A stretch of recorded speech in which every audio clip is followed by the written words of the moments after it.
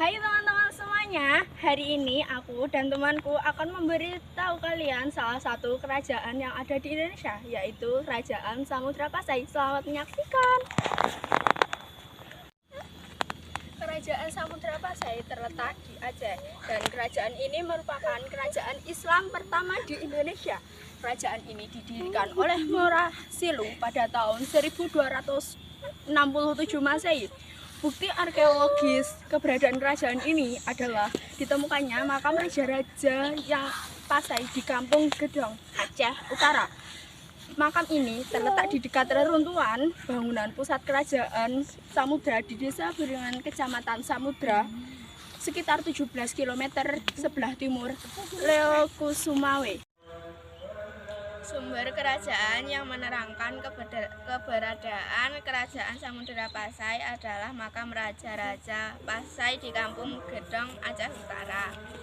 Makam tersebut berada di Desa Beuringin, dekat reruntuhan pusat kerajaan yang berjarak sekitar 17 km sebelah timur Lok Sewu, Mawe.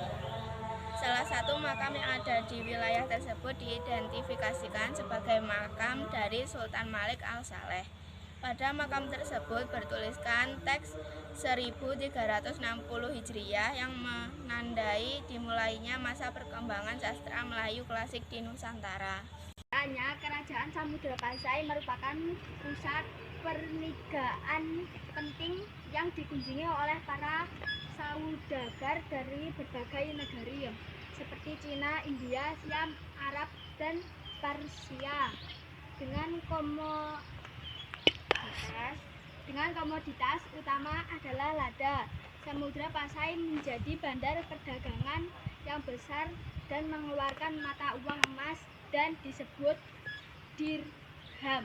Kerajaan Samudra Pasai mengalami keruntuhan pada tahun 1521 ketika wilayahnya diambil oleh Kesultanan Aceh.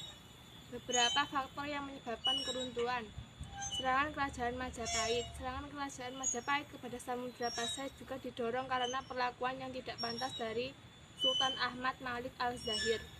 Sehingga pada tahun 1345 Gajah Mada atas perintah Raja Hayam menyerang Kerajaan Samudra Pasai.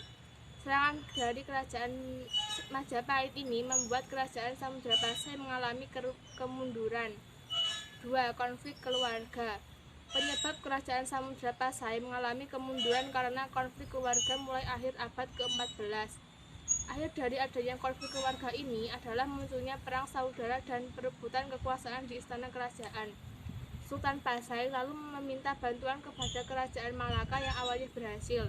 Tetapi bantuan yang datang dari Kerajaan Malaka membawa dampak bagi Kerajaan Samudra Pasai yang semakin dekat dengan keruntuhannya.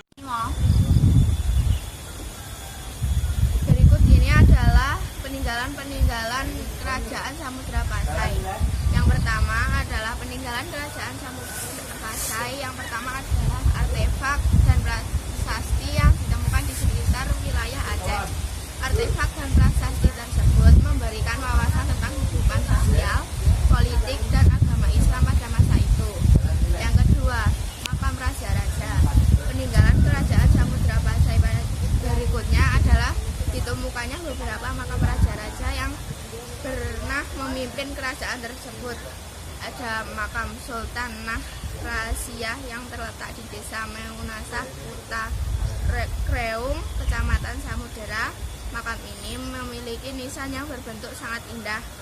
Pada batu nisannya terdapat kaligrafi yang berisi kutipan ayat kursi dan surat Yasin. Yang ketiga, lonceng Cakradonya.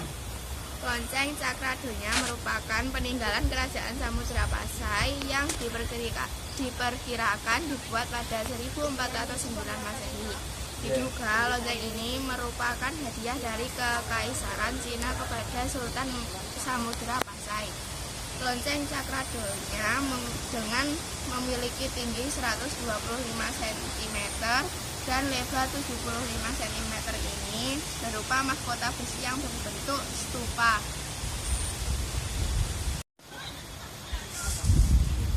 Peninggalan nomor 4 adalah dirham. Dirham merupakan alat pembayaran pada masa kerajaan Samudra Pasai yang dibuat dari emas.